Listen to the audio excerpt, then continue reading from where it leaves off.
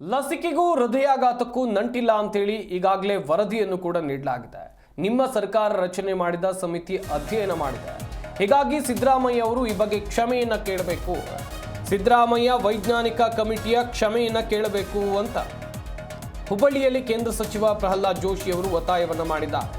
ಸಿದ್ದರಾಮಯ್ಯ ಅವರು ವ್ಯಾಕ್ಸಿನ್ ತಗೊಂಡಿದ್ದಾರೆ, ವಿದೇಶದ ವ್ಯಾಕ್ಸಿನ್ ತಗೊಂಡಿದ್ದಾರೆ, ಹಾಗಾದ್ರೆ ಮೋದಿ ಅವರು ಎಂಬ ಕಾರಣಕ್ಕೆ ಈ ರೀತಿ ಹೇಳಿಕೆ ಕೊಡೋದು ಸರಿಯಲ್ಲ.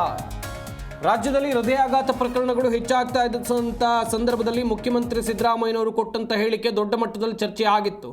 ವ್ಯಾಕ್ಸಿನ್ಗೂ ಅದಕ್ಕೂ ಹೋಲಿಕೆ ಮಾಡುವಂಥ ಕೆಲಸವನ್ನು ಮುಖ್ಯಮಂತ್ರಿ ಸಿದ್ದರಾಮಯ್ಯನವರು ಮಾಡಿದ್ರು. ಸ್ವತಃ ಮುಖ್ಯಮಂತ್ರಿ ಸಿದ್ದರಾಮಯ್ಯನವರೇ ಈ ಕೋವಿಡ್ ವ್ಯಾಕ್ಸಿನನ್ನು ತೆಗೆದುಕೊಂಡಿದ್ರು. ಈ ಕುರಿತಂತೆ ಪ್ರಹ್ಲಾದ್ ಜೋಶಿ ಅವರನ್ನು ಪ್ರಶ್ನೆ ಮಾಡಿದಂಥ ಸಂದರ್ಭದಲ್ಲಿ ಅವರು ಕೂಡ ಆಕ್ರೋಶದ ಮಾತುಗಳನ್ನು ಆಡಿದ್ದಾರೆ.